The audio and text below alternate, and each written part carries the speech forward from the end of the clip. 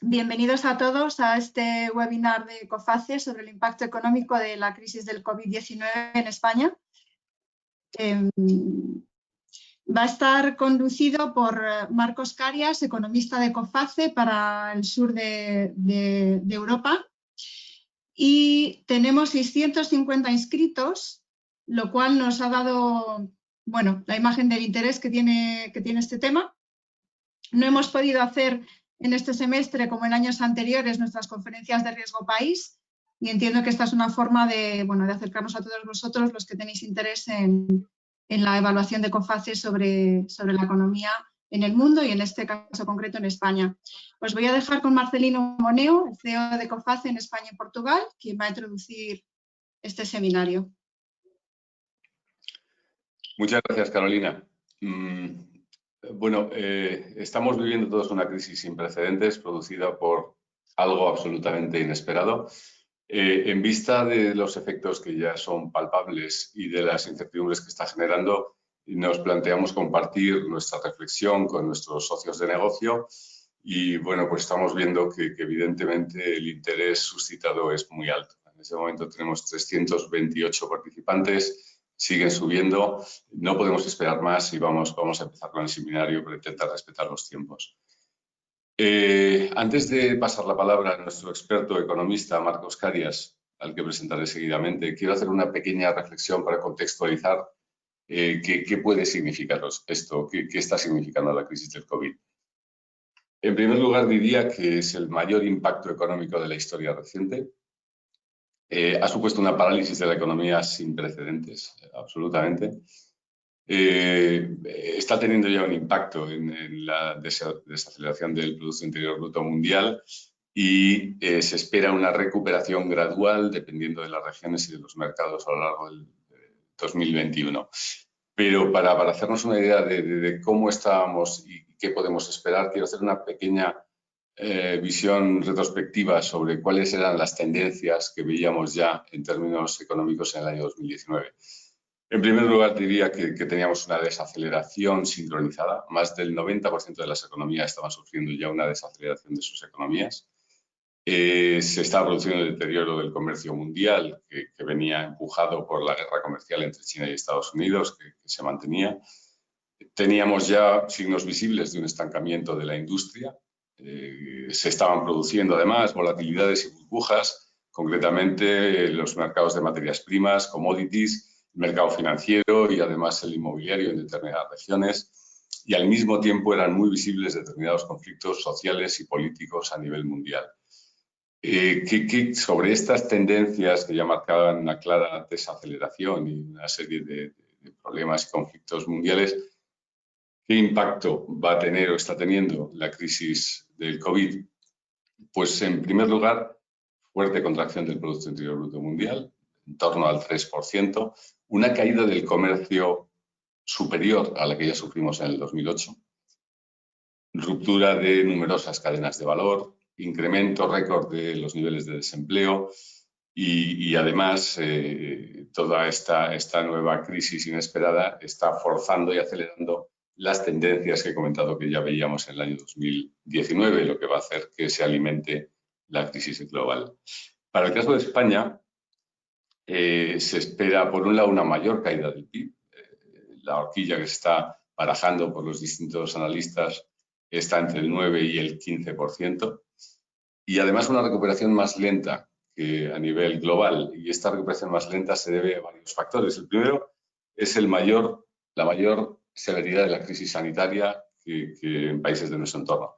En segundo lugar, el peso del sector turístico en nuestro Producto Interior Bruto, que es uno de los más afectados. El reducido tamaño medio de nuestras empresas, que van a ser o están siendo las más vulnerables. La dualidad del mercado laboral. Tengamos en cuenta que el 27% del empleo en la economía española es temporal. Y además hay otro factor que también incide en la paralización económica, que es el menor grado de teletrabajo en nuestra economía. Se calcula que el 68% de los trabajadores no han tenido opción al teletrabajo. Además, la posición fiscal que tenemos es más vulnerable, entonces hay menor capacidad para políticas de estímulo. Y finalmente, se está agravando claramente los niveles de paro y el déficit y deuda pública de nuestro gobierno. Este es el contexto, estas son las tendencias. Desde luego hay mucha incertidumbre, hay muchos aspectos que están fuera todavía de nuestro control y que no nos permiten hacer afinaciones más precisas, pero en este contexto, tal y como lo hemos dibujado, voy a presentar a Marcos Carias, que va a hacer su análisis y va a compartir su reflexión.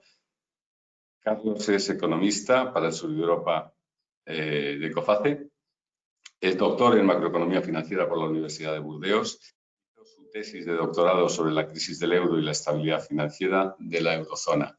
Sin más, cedo la palabra a Marcos Carias. Muchas gracias. Muchas gracias, Marcelino, por esa introducción. Entonces, bien, tú has puesto el dedo sobre muchos de los factores que caracterizan la situación particular de España, que como vemos y como vamos a ver en esta presentación, ya tenemos datos, que pasamos mucho tiempo en la oscuridad, pero ya estamos comenzando a tener datos concretos de lo fuerte, lo intensa que ha sido esta contracción en España durante el primer trimestre y algunos meses del segundo trimestre, que será seguramente la parte más aguda de estos costes de la crisis del coronavirus, esperando que no haya un segundo rebrote o por lo menos un segundo rebrote con la suficiente potencia para provocar medidas de confinamiento, estados de alarma tan agudos y tan generalizados como los que vimos durante el principio de esta crisis. Entonces, sin más preámbulos, comencemos por comenzar viendo cómo ha ido evolucionando la epidemia, el carácter sanitario de esta crisis alrededor del mundo. Ya vemos que en Europa y en la eurozona hemos pasado el pico y hemos ido reduciendo persistentemente la incidencia de la enfermedad, de tal manera que ya se están levantando en todas las principales economías de la región las medidas de confinamiento, en algunos lugares de manera más progresiva, en otros de manera más repentina. En España se ha procedido con un desconfinamiento gradual, diferenciado según las zonas en función de la incidencia de la enfermedad. Y es sobre todo en el mundo emergente que ahora vemos que es el epicentro de la pandemia. Afortunadamente para España, desde la perspectiva de la demanda exterior, lo más importante es lo que pase en la eurozona, que representa 50% del destino de las exportaciones españolas. Pero como veremos también, es en esta zona en la que esperamos las contracciones más fuertes, y lo veremos con nuestras proyecciones de crecimiento. Aquí un gráfico de un indicador de la Universidad de Oxford que cuantifica de manera sintética la intensidad de los confinamientos, de las medidas de restricción que vimos a lo largo de estos últimos meses. Como vemos aquí en España se ve en azul celeste, un desconfinamiento más progresivo, por ejemplo, que en Italia, que tuvo una experiencia con la pandemia bastante similar a la de España, pero que se ha ido de manera más gradual. Ahora, y esto seguramente por lo menos se traducirá, por lo menos a lo largo de este mes de diferencia que se tiene con Italia, en un poco más de dificultad para las empresas, pero hay que recordar siempre que la condición sine qua non para que se ponga para que la economía regrese en una senda de recuperación, es que se resuelva la epidemia sanitaria. Así que no queda claro, por ejemplo, no quedaría claro decir que esto es a largo plazo pues nocivo para la economía española, en el sentido de que todo lo que se haga para resolver la emergencia sanitaria permitirá que se entable una senda de recuperación. Aquí presento nuestras proyecciones de crecimiento que hemos ido actualizando con una frecuencia más frecuente de lo normal a lo largo de los últimos meses. Como ya adelantaba Marcelino, vemos una contracción sin precedente del PIB mundial, bastante más fuerte que la que vimos durante la crisis del 2009, debido en gran parte, como se precisaba, el carácter extremadamente sincronizado de esta contracción esta pandemia que está tocando a todos los continentes. Como podemos ver en este gráfico en medio, la región de la eurozona será aquella que verá las contracciones más violentas, las contracciones más fuertes, debido, por supuesto, a lo fuerte que fueron los confinamientos, a lo fuerte que fue la epidemia, pero también a las vulnerabilidades estructurales que ya tienen estas economías, como mencionaba Marcelino, la exposición al turismo, que ya se estaba experimentando una ralentización, incluso España, que ya estaba experimentando esta ralentización económica, era de las economías más dinámicas de la zona euro antes del coronavirus. Entonces, por supuesto, este escenario se basa en una hipótesis, como adelantaba, de que no tendremos un rebrote muy fuerte, en todo caso, de la enfermedad durante el resto del año. En el segundo semestre, obviamente, será que se miren las contracciones más fuertes, pero incluso en el tercer trimestre veremos una economía todavía por debajo de sus niveles normales de actividad, muy probablemente en un 10%, tal vez abajo de sus niveles normales de actividad, e incluso a final de año, cuando ya estemos regresando un poco de normalidad, la economía seguirá un 5 o un 3% por debajo de los niveles normales de actividad. Hemos estado prestándole mucha atención en el Departamento de Investigación Económica a cómo este choque tiene un efecto diferenciado en los diferentes sectores. Si bien es un choque bastante generalizado para la economía, algunos sectores sufrirán más que otros. En este gráfico les muestro previsiones que hemos elaborado para las contracciones en el segundo trimestre de las ventas que se miran en el eje horizontal, mundiales para estos sectores, y el cambio en la deuda, el aumento de la deuda, que nos permiten identificar polos de vulnerabilidad. Entonces aquí en la burbuja esta anaranjada vemos aquellos sectores que consideramos como los más problemáticos, como los que van a tener más dificultades, sobre todo aquellos que están en el cuadrante inferior izquierdo. Vemos al sector transporte por razones obvias y sobre todo el segmento de transporte de pasajeros, que verá una fuerte reducción de su facturación, pero también algunos sectores que ya venían teniendo vulnerabilidades estructurales, como ser el sector de automóvil y el sector de los metales, que ya venían sufriendo de la reducción del comercio internacional provocado por el Brexit y la guerra comercial sino-americana, que ya venían sufriendo también de las presiones provocadas por las nuevas normas ambientales, por la necesidad de la transición hacia una economía ambientalmente más sostenible. Vemos también aquí en el cuadrante superior izquierdo, sectores como la venta del detalle, como el textil, que sufrirán bastante de la imposibilidad de que los consumidores puedan ir físicamente a las tiendas y que verán una fuerte reducción también en su facturación. En este otro polo, en la burbuja azul, vemos sectores que, si bien no es que saldrán ilesos, sí se mostrarán un poco más resistentes. El sector alimentario, el sector farmacéutico, obviamente por su carácter esencial, pero también el sector de comunicaciones y telecomunicaciones y tecnología, por un consumo más elevado de todo lo que son los servicios digitales.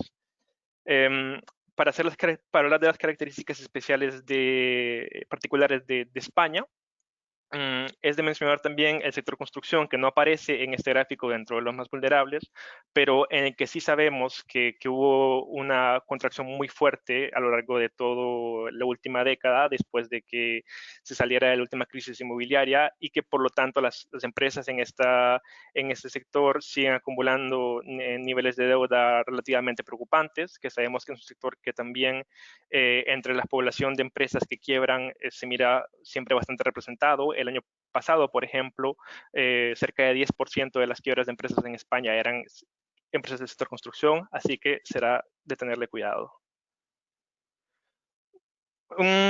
Voy a hablar un poco de esto que se ha venido hablando, de la desglobalización, de que frente a la interrupción de las cadenas de suministros, las empresas a lo mejor buscarán diversificar un poco más, a lo mejor buscarán en una cierta medida relocalizar una parte de su actividad más cerca de los mercados de consumo. Nuestra posición aquí en COFACE es que esto sucederá, pero en una cierta medida, ¿verdad? Que a veces escuchamos cosas de que el coronavirus ha matado a la globalización que nos parecen un poco exageradas, y una manera de ver esto es tomar medida de lo importante y lo presencial que es China en las cadenas de suministros, por ejemplo, de los bienes intermedios, como lo vemos aquí en el gráfico de la izquierda, que aún si, por ejemplo, se reduciera la presencia de China en estas cadenas de bienes intermedios de un tercio de la mitad, seguiría siendo el país más presente, y ya no solamente por una cuestión de costos de la mano de obra, pero también porque hay hubs de producción muy integrados en Asia, una buena infraestructura de transporte, una buena infraestructura portuaria. Entonces, sí es cierto que las empresas buscarán diversificar, pero también hay que tener en cuenta que con la deuda, con el nivel de endeudamiento que van a seguir las empresas de esta crisis, va a haber mucha presión en los costes, va a haber mucha presión en la rentabilidad, y si estas cadenas de suministro existen de la manera que existen, es en gran parte también porque es muy eficiente producir de esta manera, entonces no será así de fácil. Otra razón más específica a España y a la eurozona es que por la cual este fenómeno será, creo yo, un poco más limitado, es que España y la eurozona no pueden permitirse tener tasas de inflación muy altas. ¿Y cuál es la relación acá? La relación acá es que la desinflación que hemos visto desde hacía mucho tiempo en la economía mundial, esa tendencia a tener tasas de inflación más baja, se explica en gran medida por la integración de China en la economía mundial, por los bajos costes que estos permiten. Y si se quiere ir reestructurando las cadenas de suministros, uno de los efectos que esto tendrá será inflación más alta. Ahora bien, hago hincapié sobre el hecho de que el contexto a corto plazo es muy deflacionario, pero lo que quiero decir acá es que si se llegara a reestructurar de una manera suficiente para que se generara inflación, esto sería muy peligroso para las economías de la eurozona. ¿Por qué? Debido a su alto nivel de endeudamiento y debido al hecho de que dependen de que haya tasas de interés muy bajas para poder asegurar el servicio de la deuda. Entonces, obviamente, si se llegara a haber inflación más alta que lo que es el objetivo de inflación del Banco Central Europeo, esto lo forzaría a subir las tasas. Entonces, esto de la desglobalización hasta cierto punto, pero no creemos que va a haber, por lo menos en el corto plazo, un cambio de paradigma radical. Focalizándonos en España y en los datos que tenemos en estos primeros meses, pues como lo decía Marcelino, tenemos contracciones sin precedentes. Las estadísticas, por ejemplo, aquí de variación interanual en las ventas, para tomar el ejemplo de algunos sectores, dejan la boca abierta. Vimos, por ejemplo, en abril que el mercado automóvil doméstico en España y también en la mayoría de los países de la eurozona, de los grandes países de la eurozona, desapareció completamente. Y que también el repunte, la recuperación está siendo bastante gradual. Vimos menos 97% en abril, menos 70% en mayo. En Italia y en Francia estamos viendo un menos 50% en mayo. Entonces ya ha pasado lo peor, pero obviamente estos contracciones de ese tamaño dejarán muchas cicatrices. Ahora, en cuanto a las perspectivas para los meses a venir, hemos visto, por ejemplo, en China, que tomo su referencia porque es el país que tuvo esta experiencia primero, si bien hay que guardar muchas distancias comparando. Vimos ya el mercado de automóvil que se está recuperando a niveles prácticamente normales. Ya, por ejemplo, en Francia, ante las ayudas que presentaba el Estado francés, hemos oído comentarios bastante positivos del ministro de Finanzas diciendo que las ventas de junio vienen muy bien. Yo diría que aún si en España, por ejemplo, si llegaran a ver una recuperación del mercado del automóvil, o datos de recuperación del mercado del automóvil, si llegaran a ver buenos datos en julio o en agosto, no hay que cantar victoria muy rápido. Sabemos que hay mucha demanda que se está postergando, mucha de esa destrucción del mercado durante el confinamiento es ventas pues, que no podían tomar lugar físicamente. Entonces sí podemos ver en algún mes del verano alguna recuperación fuerte, pero que no es de descartar fuera seguida de otra contracción después de eso. Así que, obviamente, aquí en la derecha muestro algunas cifras de contracción del PIB, por sectores para el primer trimestre, y aún aquí vemos pues las cifras de contracción históricas más fuertes incluso que durante la última crisis, incluso en el sector construcción. Que sufrió tanto durante la última crisis, entonces, para dar una dimensión de este daño, ¿verdad? Por el lado de la demanda, una cosa que me parece muy interesante examinar es cómo va evolucionando y cómo podemos esperar que evolucione la tasa de ahorro de los hogares. Porque si vemos los estudios que han estudiado el comportamiento del consumidor en periodos así de crisis repentina y que da mucho choque a los ingresos y a la economía, una cosa que vemos es que después de esas crisis hay tasas de ahorro que se muestran persistentemente más elevadas que antes. Es decir, que el consumidor tiene un impacto psicológico, que ante el choque que vivió tiende a tener una precaución más fuerte hacia el futuro. Ya, como venía mencionando en los últimos años, que la economía española se estaba mostrando menos dinamismo, se ve un incremento tendencial de la tasa de ahorros a pesar de los aumentos de salario que ya han venido en estos últimos años. Si ven aquí en el gráfico de la izquierda también lo que pasó justo después de la crisis anterior, que se pasa de un nivel de consumo muy alto repentinamente a una aumentación muy fuerte de la tasa de ahorros. Entonces, esto nos hace ser bastante precavidos para cómo se va a comportar el consumo doméstico, aún en los meses en los cuales se espera una mejoría de las medidas de confinamiento y una mejoría de los aspectos sanitarios. Creemos que si tomamos en cuenta la destrucción de empleos que hemos visto y que podemos esperar todavía, si tomamos en cuenta que van a haber muchos ERTES que se van a convertir en despidos, entonces también es parte de lo que nos motiva a tener perspectivas muy precavidas para el resto del año.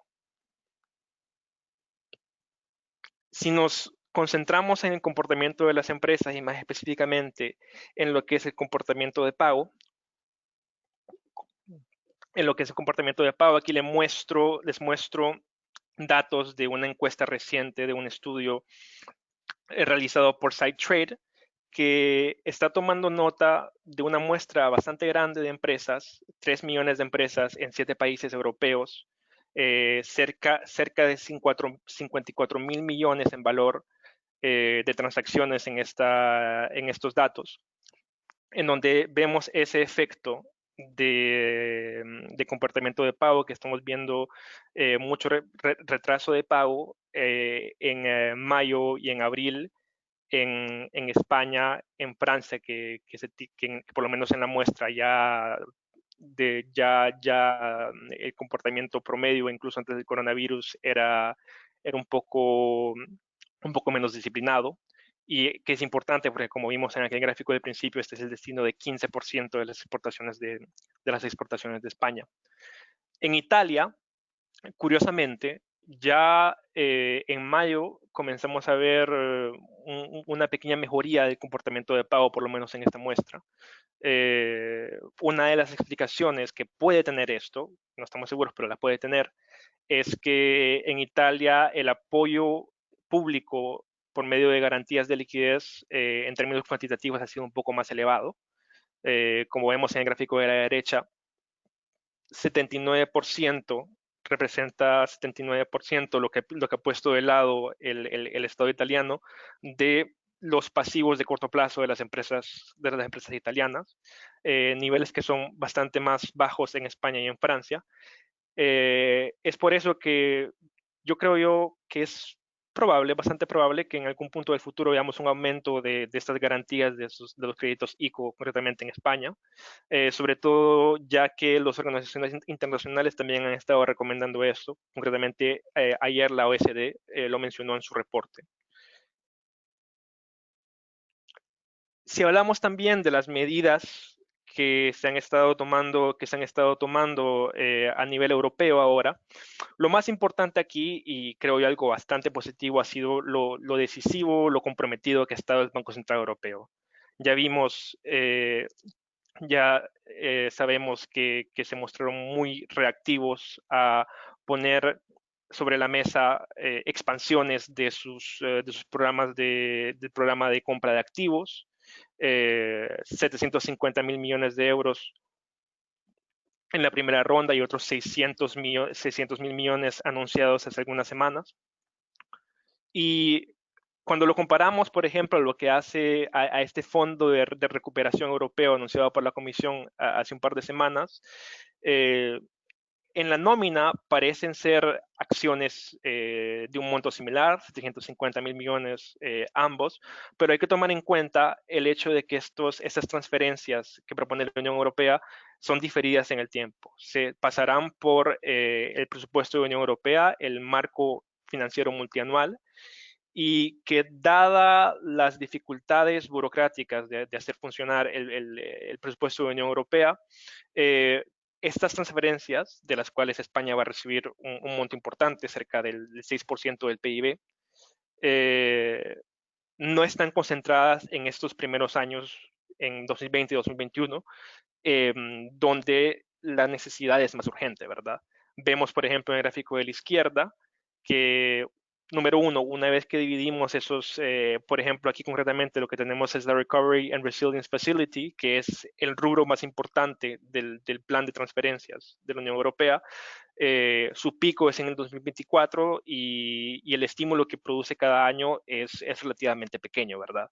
Entonces, hay que apreciar que esto, desde el punto de vista institucional, es bastante remarcable, ¿verdad? Bastante excepcional por lo que significa para la integración de la Unión Europea, pero en términos macroeconómicos, estabilización macroeconómica, no es para nada comparable a lo que está haciendo el Banco Central Europeo y lo que están haciendo los estados con esa ayuda que da el Banco Central Europeo a las finanzas públicas. Los que les muestro en este gráfico es algo que creo que nos va a permitir cuantificar un poco lo que se pierde por esta crisis del coronavirus, que son las previsiones de la Unión Europea, las previsiones de la Comisión Europea y más específicamente la diferencia entre la previsión del reporte de mayo y la previsión del reporte de noviembre de 2019, es decir, antes del coronavirus. Entonces aquí en las líneas con puntitos se ve lo que era la previsión de 2019 y la línea completa es la previsión de 2020. ¿Qué es lo que vemos, por ejemplo? En todos los países europeos, en este segundo gráfico, una contracción fuerte del orden del 10% de la demanda interior, del consumo interior en 2020. Pero sobre todo, una cosa que me preocupa bastante a mí es, en ese tercer gráfico vemos la contracción muy fuerte de la inversión y la contracción muy fuerte de la inversión en España. Esto es preocupante porque puede dañar bastante el aparato productivo español, puede concretamente, como decimos los economistas, dañar lo que llamamos el crecimiento potencial de España. Si vemos el gráfico de la izquierda, el que está más a la izquierda, el crecimiento potencial, se mira algo que creo yo es un precedente bastante negativo, que sería que España por primera vez en 2020 tenga crecimiento potencial nulo. Y cuando hablamos de crecimiento potencial, en oposición al crecimiento actual que es el que observamos, hablamos de la capacidad productiva de la economía. Concretamente, cuando escuchan hablar a veces de daño estructural a la economía, a esto es a lo que se refieren. Entonces, el crecimiento potencial se pierde, por ejemplo, cuando el nivel de la inversión no es suficiente para compensar la obsolescencia que tiene el capital productivo durante un año. Se pierde también cuando, por ejemplo, la calidad agregada de la mano de obra del país sufre porque la mano de obra calificada, los empleados más calificados no pueden encontrar trabajo en el país, entonces se ven forzados a emigrar. Y esto es más o menos lo que le ha venido pasando a Italia, por ejemplo, en la última década. Se mira una estagnación muy fuerte, un estancamiento muy fuerte de la inversión, por ejemplo, en Italia, y es por eso que se miraban esas tasas de crecimiento siempre alrededor del 0%. Entonces yo creo que aquí hay que tener cuidado que la economía italiana no sea una especie de canario en la mina para la economía española, ¿verdad? Que la economía española después de su crisis durante la última década logró a cierto punto reinventarse de una economía orientada hacia la construcción a una economía orientada hacia la exportación de manufacturas, del sector manufacturero, lo cual le permitió tener tasas de crecimiento más elevadas que el resto de sus vecinos de Europa durante esta última década. Ahora, ¿por qué podría esperarse una contracción de la inversión privada más fuerte en España que en otros lugares? Una de las explicaciones de esto podría ser la fuerte incertidumbre política que se vive en España. Sabemos que España es un país políticamente muy polarizado, tanto en el eje izquierda-derecha de política económica clásico, como los conflictos que se ven entre las políticas regional y la política central, ¿verdad? Y al final, para tomar un tema que hablaba Marcelino en términos de la deuda, en este gráfico de más a la derecha de la deuda pública, se ve que se espera una aumentación bastante alta del ratio de deuda pública hacia 115 o 120% del PIB. Sin embargo, se mira también una voluntad muy fuerte, que sea a nivel nacional como a nivel europeo, de gastar lo que se tenga que gastar, por decirlo así, para proteger el tejido empresarial este año, para estimular la demanda, para proteger a los hogares, incluso en el 2021. Entonces, sabemos que por ejemplo, Luis de Guindos dijo que espera que los objetivos de medio plazo de la Comisión Europea vengan hasta 2022. Entonces, como sabemos también que lo que llamamos el multiplicador fiscal, es decir, la capacidad de estímulo del gasto gubernamental hacia la economía es más fuerte en periodo de recesión, tiene mucho sentido esto de hacer lo que llamamos estímulo fiscal contracíclico, es decir, gastar mucho más durante periodos de recesión y después se espera consolidar las finanzas públicas una vez que ya se entable la recuperación. Voy a terminar evaluando un poco cuál es el estado con el que las empresas españolas entran en términos de sus cuentas a esta crisis del coronavirus. Primera cosa que quiero resaltar es algo que el Banco de España estaba diciendo y que lo vemos en este gráfico de en medio, que después de la última crisis, el sector empresarial español sí redujo bastante sus niveles de deuda. Vemos un desapalancamiento que en el pico de la última crisis mirábamos niveles de deuda de las empresas españolas alrededor del 50%, que se han reducido hasta antes del coronavirus a niveles alrededor más del 35-40%, mucho más alineados con lo que hay en Francia que lo que hay en España, que lo que hay en Italia, perdón, que como vemos es mucho más alta. Sin embargo, como vemos en el gráfico de la derecha, esto no es uniforme, lo que vemos en los agregados no es necesariamente uniforme entre todos los sectores. Como les iba adelantando, vemos algunos stocks de deuda, algunos sectores que todavía siguen teniendo niveles de deuda bastante elevados, como sea el sector construcción o el sector del comercio al detalle. Y también sabemos que este periodo dará no solamente problemas de deuda, pero problemas de liquidez. En el gráfico de más a la derecha, usando las estimaciones, las previsiones que había adelantado más temprano de contracción en las ventas y también estos datos de las cuentas de las empresas, estimo, por ejemplo, para el sector automóvil, que se puede encontrar con niveles de liquidez bastante pequeños, bastante débiles, sobre todo para las empresas grandes, debido en parte a la costumbre que se tenía ya de tener poca liquidez, de operar con poca liquidez, que en tiempos normales puede no ser tan grave, pero frente a un choque tan repentino como el que hemos estado viviendo, es otra historia, ¿verdad?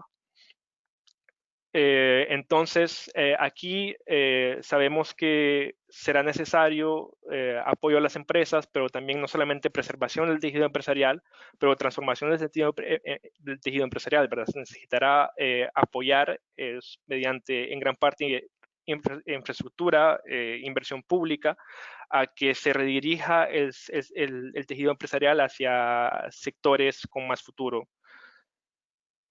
Como ser, por ejemplo, las energías renovables. Con esto concluyo mi presentación y dejaremos el espacio para responder algunas preguntas. Muchas gracias.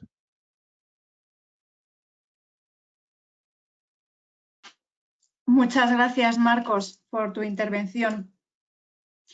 Estaba recopilando las preguntas que han ido entrando mientras hablabas y hay otro par de preguntas para las que voy a pedir a Marcelino Moneo que vuelva a conectarse porque son de carácter más comercial, si te parece.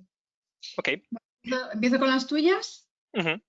Bueno, la primera, del mismo modo, el sistema, perdona que está la comercial, se ha publicado que España será el país más afectado en la Unión Europea en caso de rebrote.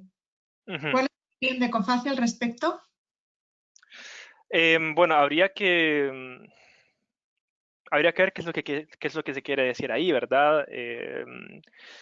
O sea, se quiere decir que en caso de rebrotes, el que tendría la crisis sanitaria más, qué sé yo, que si los casos se dispararían más, si el sistema sanitario está menos preparado o algo así, o si por, digamos, un rebrote sanitario dado, se afecta más el PIB. Difícil de decir, no sé, no me parece que hayan datos que apoyaran eso. Si regresamos a lo que estaba viendo aquí con respecto a la deuda empresarial, por ejemplo, sé que Italia está en situación de deuda, en mi opinión, un poco más vulnerable. O sea, cada rebrote hipotético tendría sus características propias, ¿verdad? Difícil de decir. Claro, sí. Me están apuntando que es el impacto sobre el PIB, ¿no? ¿Cómo afectaría un segundo rebrote al PIB en España? Y todo tiene, igual, otra cosa es que todo tiene que ver con cómo se maneja. Es una de las cosas que iba diciendo al principio, que este primer brote le habrá dado también a las autoridades muchas cosas que aprender, ¿verdad? Sobre cuánto trabajo, cuánta ciencia, cuánto estudio nos está haciendo sobre cuáles son las mejores prácticas de manejo, qué tanto se tiene que confinar, que si se introducen aplicaciones para monitorear la enfermedad, que si se confina de manera específica o general. Yo esperaría, la lógica diría que cualquier segundo rebrote se manejaría de manera más competente que el primero, por puro efecto de aprendizaje, ¿verdad? Uh-huh. O sea, son el tipo de incertidumbres de cosas que me parece muy difícil declarar ex ante y que se verían en tiempo real en realidad. Uh-huh. Uh-huh. Gracias. Uh-huh. Tengo otra pregunta más. Hay algunas multinacionales que dejan España, como por ejemplo Nissan o Alcoa. Uh-huh. ¿Cuál es la dependencia de la inversión extranjera para la economía española? Es elevada. Es elevada, no tengo los datos a mano aquí inmediatamente, pero sí, ese es un tema, que a mediano plazo va a ser importante, sobre todo aquí, concretamente en el sector automóvil. Sabemos, por ejemplo, que en España se produce poco coche eléctrico, por ejemplo, y que todo el ecosistema de productores de bienes intermedios hoy por hoy no está muy orientada a este tipo de producción. Por lo menos en lo inmediato, una noticia muy buena fue, por ejemplo, que parece que Renault dejó fuera de su plan de reestructuración, parece que va a dejar intactas a las fábricas españolas, que sabemos que este productor tiene mucha presencia acá. Y regreso a mi punto sobre la inversión, ¿verdad? Que aquí va, y es algo que ya tocaba bastante, por ejemplo, ANFAC y Faconauto, cuando le pidieron su plan de choque al gobierno, ¿verdad? Que aquí va a tener que haber una política industrial concertada entre las empresas, entre el Estado, para orientar hacia otro tipo de producción. Entonces nada, las decisiones que se tomen en los próximos años, tanto de las empresas como el Estado, y la capacidad de ver a largo plazo va a determinar bastante si se logra buscar la inversión, sobre todo porque va a ser más difícil competir por coste, ¿verdad? Porque vemos que ya países como Marruecos o como los países de Europa del Este, difícilmente veo yo que España pueda reducir salarios de manera a competir en ese rubro, entonces va a tener que focalizarse también en productividad, en investigación, en infraestructura, ¿verdad? Sí. A colación con esa relación de Estado y empresa privada, has comentado antes qué impacto va a tener un incremento de la deuda del Estado hasta un 140%. En España 120%. Por ahí, 120%. eso es más o menos, sí. No sé si lo dije por error más temprano, pero 115, Vale. 120% es lo que se estima, sí. ¿Qué impacto puede tener eso en las medidas que se pueden tomar para incentivar el sector privado? Interesante pregunta y pues aquí creo que sí es bastante positivo que el pensamiento parece que está cambiando bastante a nivel europeo, sobre todo a nivel alemán. Que bueno, hay que tomar la precaución, ¿verdad? De que Alemania, como España, en términos de política económica, no es un monolito, ¿verdad? Pero sí hemos visto una expansión presupuestaria, por ejemplo, en Alemania, que hace 10 años hubiera sido impensable. El pensamiento en el Ministerio de Finanzas ha cambiado mucho. El pensamiento, parece, de Angela Merkel ha cambiado mucho. Y el hecho de que parece que Alemania se está pasando del lado de los que están favorables, como lo decía, a gastar lo que se tenía que gastar en el corto plazo para recuperar la economía, creo que es algo bastante positivo, como lo es la acción del BCE. Y esto lo digo porque esto lo que le permite al gobierno español es, pues, por lo menos en el corto plazo, despreocuparse un poco más de esa restricción presupuestaria, ¿verdad? Y vuelvo a lo que decía antes de los multiplicadores, ¿verdad? Los multiplicadores fiscales, la investigación sobre la última crisis muestra que son más fuertes en periodo de recesión, porque si no sucede lo que le sucedió a Grecia, ¿verdad? Que por querer reducir de manera muy brutal ese déficit y ese gasto público, se termina por matar a la demanda y se termina por matar la recuperación, y al final se termina con niveles de deuda que son más altos. Así que aunque sea muy espectacular ver cómo se dispara ese gasto y cómo se dispara esa deuda, yo esperaría pues, que se haga de todos modos. Entonces, por lo menos es lo que parece que los gobiernos están yendo en esa dirección.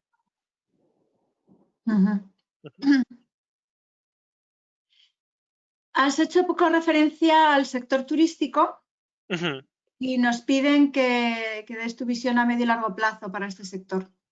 Sí, hice poca referencia. Es un sector que seguimos relativamente menos en COFACE porque nos interesamos más en todo lo que es industrial, pero siempre es algo muy importante en España, obviamente. Notablemente por su influencia en el empleo y la demanda, ¿verdad? No, pues como difícil de decir nada que no se haya dicho, un año 2020 que va a ser catastrófico. Un elemento aquí bastante capital va a ser lo que se termina por decidir en términos de la prolongación de los ERTES, ¿verdad? Que ahora se está negociando que si se prolongan hasta septiembre, que si se prolongan hasta diciembre. el sector se irá, pase lo que pase, se logre lo que se logre, tendrá un año catastrófico y pues dependiendo de cómo y qué tan rápido se pueda encontrar una vacuna o otro tipo de medios para restringir la epidemia y para salir de este mundo del coronavirus, ¿verdad? Podría tener un año 2021 bastante malo también. Entonces, ¿verdad? Pues un sector en que hasta cierto punto la supervivencia de las empresas en gran medida va a depender de lo que decida hacer el gobierno, más que cualquier otro, creo yo. Y que estará a la espera de la solución de salud. No hay de otra. Gracias. Aquí tenemos otra pregunta relativa a un sector. ¿Qué consejos darías para las empresas auxiliares que trabajan para el sector del automóvil? Sí, excelente pregunta. Yo diría que un factor estratégico, y hasta qué punto sea posible esto, va a depender de empresa a empresa y de pieza a pieza. Pero ante una posible desinversión de las constructoras en España, que en España un problema fuerte es que no hay campeón nacional, ¿verdad? O sea, SEAT, que es una sucursal de Volkswagen, como no hay campeón nacional en España y como vemos que muchas constructoras, en la medida que reorganizan su producción, muchas veces se concentran en su país sede. Una de las cosas sería buscar, si es posible, suministrar empresas afuera de España, aumentar su parte de mercado afuera de España, por un lado, y por otro lado, pues habrá que adaptarse bastante en términos de investigación y desarrollo y en términos de adaptación a la producción de coches eléctricos y similares, ¿verdad?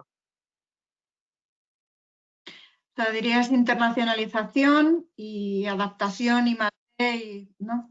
Sí, exacto. O sea, digamos que y va a ser muy complicado esto. O sea, sí, una vez más, dependiendo de la empresa, no siempre es posible, pero una agilidad, creo yo, sin precedentes, ¿verdad? Porque va a haber mucho cambio estructural, va a haber mucha incertidumbre y pues lo que funcionaba en el mundo antes del coronavirus no va a ser lo mismo que va a funcionar en el mundo después del coronavirus.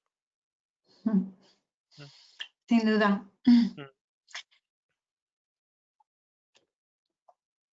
Stephanie Rodríguez nos pregunta ¿cuándo se prevé que aumenten los impagos en 2020 por consecuencia del COVID?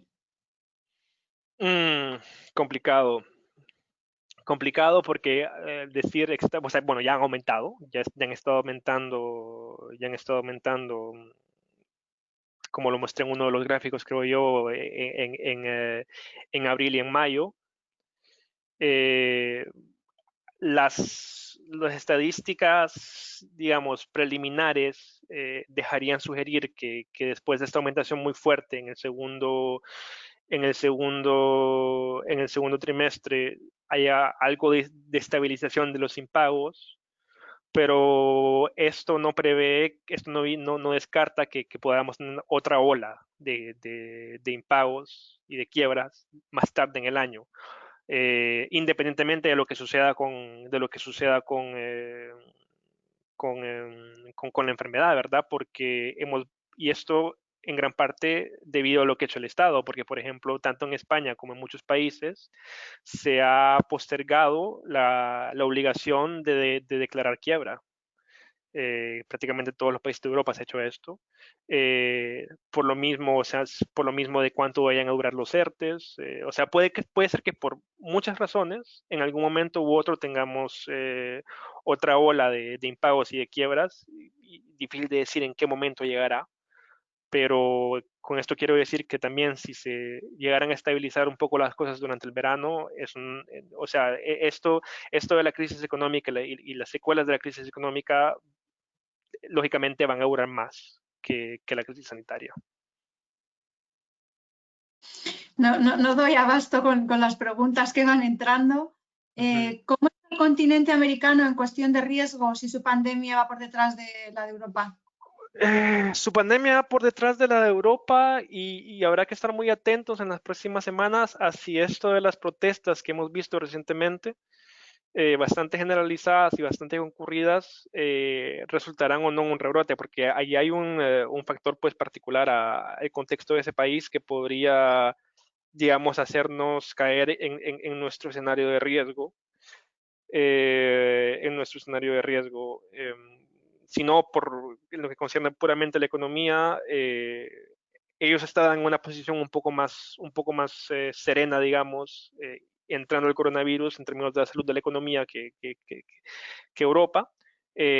Siempre estamos viendo mucha quiebra, eso sí, pero esto es algo a cierto punto común con las economías anglosajonas, que son muy en la que las quiebras reaccionan de manera muy fuerte al PIB, a la baja, pero que también a la alza vemos mucha reacción mucha reacción de la creación de empresa, en oposición en Europa, donde hay más, se quiere preservar más el tejido empresarial durante periodos de crisis y que también la creación es menos sensible en periodo de alza, ¿verdad? Eh, Más o menos riesgo que Europa, hasta el momento también difícil de decir. Como digo, mucho ojo a lo que sucederá en las próximas semanas con la curva epidémica, ¿verdad? Eh, no sé si quieres que pasemos a las preguntas que van dirigidas a Marcelino.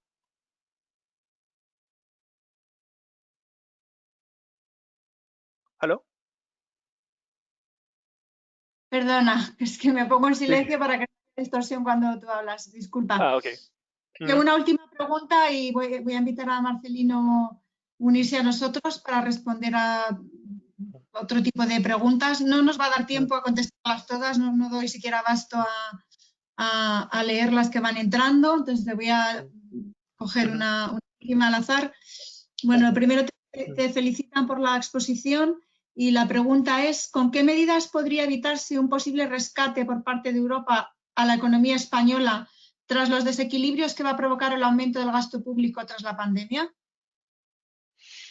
Bueno, ahí yo haría hincapié sobre el hecho de que la relación con Europa parece estar cambiando bastante y sobre todo la mentalidad con la que Europa eh, aborda esto, si bien deja cosas a desear, pues ya no son aquellos rescates de la última crisis en los cuales se pedían condiciones draconianas, ¿verdad?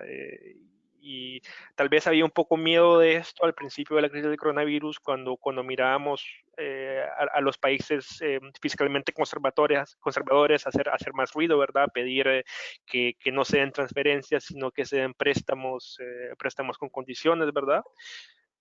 Porque, por ejemplo, con respecto a del Fondo Europeo, el día que se anunció hizo un poco de ruido Austria, que no iban a permitir que no que dieran transferencias y préstamos, y después ha habido bastante silencio. Entonces, como decía, el cambio de mentalidad en Alemania, por lo menos en el Ministerio de Finanzas y en el gobierno, ha sido bastante capital acá. Y así que con esto quiero decir que pues esas transferencias se pueden ver como un rescate, pero ya no son esos rescates contraproducentes que se veían antes. Y otra cosa que me llama mucho la atención, que se ha ido discutiendo a nivel de rumor estos últimos días, es que parece que el Banco Central Europeo está pensando en hacer lo que llamamos un bad bank, es decir, una especie de vehículo financiero en el cual se consolidarían un poco las deudas morosas de varios países de eurozona, ¿verdad? No hay detalles, no hay mucho detalle sobre este proyecto, pero ya se reporta que se discutió a nivel de altos oficiales, y eso sería un gran paso para la Unión Bancaria Europea, sería un gran paso para la mutualización de sus riesgos financieros en Europa. Entonces, bueno, todavía queda ver, ¿verdad? Si la Corte Constitucional alemana, por ejemplo, sigue presionando al Banco Central Europeo. No se puede cantar victoria todavía sobre el cambio rotundo en Europa, ¿verdad? Como dije también, el efecto macroeconómico de esas transferencias tampoco es que sea tan enorme, pero no veo razón para que los llamados rescates sean tan indeseables como lo habrán podido ser antes. Uh-huh. Uh-huh. Muchas gracias, Marcos. Voy a pedir a Marcelino que se una a nosotros. Bueno, yo me tengo que retirar, pero agradezco a todo el mundo por haber participado y los dejo con Marcelino. Gracias. Muchas gracias, Marcos. Gracias a ti. Buena tarde. A ver, Marcelino, tienes el mute y no te escuchamos. Ahora sí, ahora sí. Pues venga, vamos a por ello. Venga, antes de despedirnos, 2 preguntas para ti. Del mismo modo que el sistema financiero ha recibido apoyo de garantías, como el caso del ICO, en su asunción de riesgos frente al cliente, ¿se ha articulado algún tipo de soporte a los aseguradores de crédito o al menos fue negociado o se está negociando? Una pregunta muy conveniente que me hubiera gustado no haber recibido justo en el momento en el que estamos.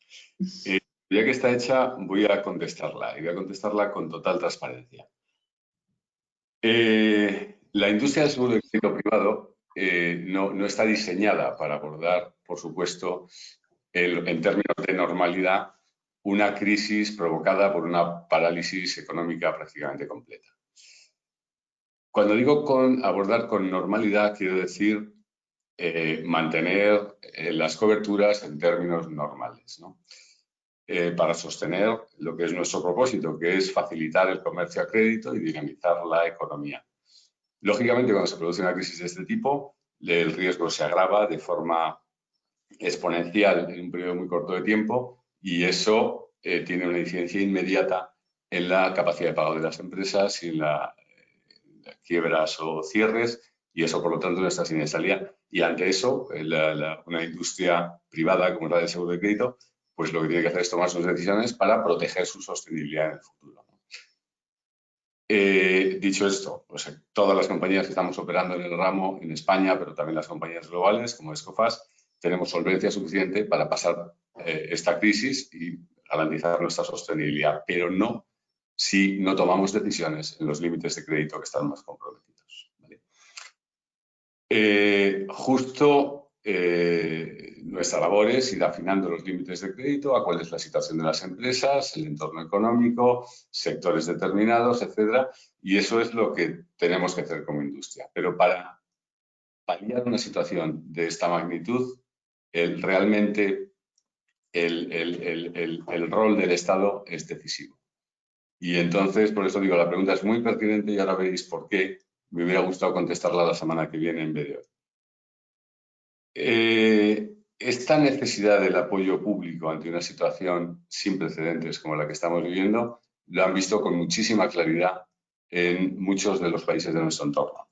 Se han cerrado acuerdos de apoyo a nuestra industria, que al final no es apoyar a nuestra industria, es apoyar a las empresas que somos capaces de dinamizar el comercio a través de nuestra actividad y los límites de crédito. Bueno, pues se han cerrado acuerdos en Alemania, en Holanda, en Italia, en Inglaterra, en Bélgica, con unas dotaciones de fondos suficientes para que las empresas que hacen seguro de crédito de ese país puedan sostener sus límites de crédito y así apoyar a la dinamización de la economía. ¿Vale? Bueno, en España más o menos habéis escuchado en qué marco estamos jugando. Somos un país muy endeudado, donde hay un claro compromiso de apoyo desde la perspectiva social. También hay un apoyo vía límites de financiación a través del ICO y tal, que se han mostrado insuficientes. Hemos visto los casos comparados con economías como la italiana. Y esto es debido a que estamos en una situación con alta deuda pública, en una situación con alto déficit público ya incluso el año pasado, y todas estas medidas con una paralización económica, con menos ingresos y medidas de apoyo por encima de las que estaban previstas, pues hacen que tanto déficit como deuda aumente. Entonces, los recursos del Estado son limitados y a nosotros nos ha tocado ese límite. Entonces, se publicó un decreto de apoyo a nuestra industria hace aproximadamente 2 meses, en los que se decía que el gobierno iba a apoyar a las empresas de seguro de crédito para que sigan facilitando límites de crédito que permitan que la economía siga fluyendo y dinamizándose. Pero en el mismo decreto aparecían ya unas limitaciones tan importantes que hacen inútil el convenio que se nos ofrece en los términos previstos, que es ayudarnos a sostener los límites de crédito en esta situación para facilitar el desarrollo de la economía. En este sentido, en este momento estamos negociando, estamos teniendo reuniones entre aseguradores, reuniones con el Consorcio de Compensación de Seguros, que es junto con la Dirección General de Seguros, las instituciones que están negociando con nosotros, y vemos que el último convenio no mejora esas limitaciones y, por lo tanto, hacen, como decía, ineficaz el apoyo. Y en estos términos de ineficacia, ahora que estamos entre nosotros y que somos pocos, os puedo decir que posiblemente los aseguradores no podamos aceptar la ayuda. Y os lo digo también con total transparencia y claridad. Si el apoyo nos supone un apoyo real, una ayuda real que nos facilite tomar decisiones diferentes, no podemos aceptarlo porque se esperaría de nosotros que tomásemos decisiones diferentes. Y como no sirve para eso, pues sería incoherente aceptar un convenio en esos términos. Creo que he sido suficientemente claro. Se está negociando, el convenio no es eficaz y seguramente se ha rechazado. Salvo que se produzcan modificaciones a las líneas rojas que ha marcado el convenio, que no sé si será posible. Gracias por la respuesta. Hay una así, porque ambas mencionan el ICO, pero en distinto sentido. Estamos viendo, bueno, alguien piensa que se quita con facilidad el riesgo, no es tanto con facilidad, ¿no? Sino que siempre es por una justificación obvia, ¿no? Pero dicen que ahora hay muchas empresas que están recibiendo apoyos del ICO y por tanto van a recuperar su tesorería.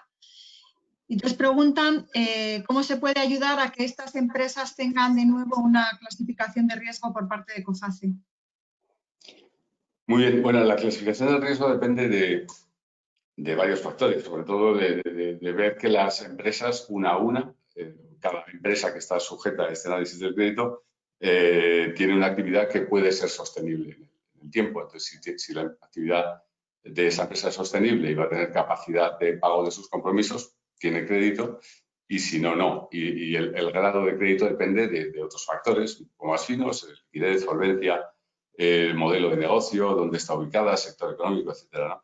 Entonces, nuestras decisiones siguen siendo así, dependiendo de cuál sea la sostenibilidad de las empresas. Entonces, las empresas más vulnerables tendrán menos crédito y las menos vulnerables seguirán disfrutando de crédito.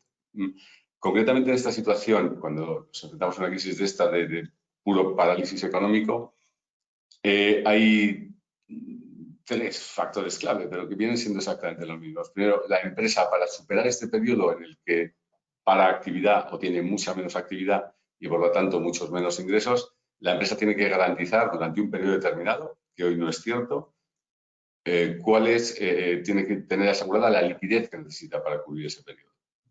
Entonces, en ese sentido, las facilidades bancarias, a través del ICO de otros bancos, la renegociación de las deudas y todo eso, posibilita que las empresas puedan ingresar nueva caja o guardar su caja si hay refinanciación que les obliga a pagar la deuda más tarde, y eso les protege relativamente, pero durante un periodo que, como no sabemos si esto va a durar 2 meses más o 5 o hasta que se produzca una reactivación real, pues no sabemos del todo cuál es la necesidad de caja de las empresas ni ellas mismas para poder gestionar ese periodo.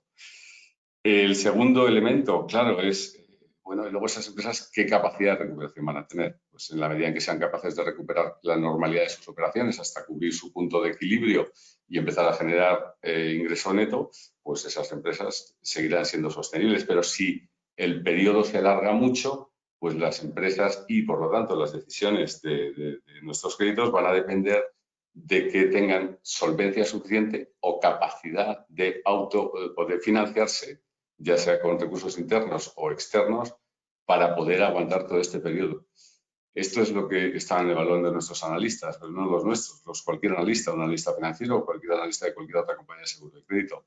La empresa tiene liquidez suficiente para pasar el periodo, va a ser capaz de sostener su negocio y volver a una normalidad que le permita generar ingresos netos. Y si esto no es posible o va a ser más lento de lo esperado, tiene solvencia suficiente para aguantar este periodo o capacidad de autofinanciación o financiación externa. Supervivencia. Esos son los elementos, los estamos evaluando y las decisiones se toman ajustadas a cada caso. Gracias, Marcelino. Me temo que tenemos que cerrar aquí hoy. Gracias a ti, a Marcos, que ya nos ha dejado, y a los más de 370 asistentes que hemos tenido durante este tiempo. Espero que haya resultado de interés y bueno, esperamos encontrarnos con la audiencia pronto. Muchas gracias, Carolina, por la organización. Gracias a los asistentes. Ha sido un placer compartir esta hora con vosotros. Un abrazo y cuidaros. Gracias. Hasta pronto.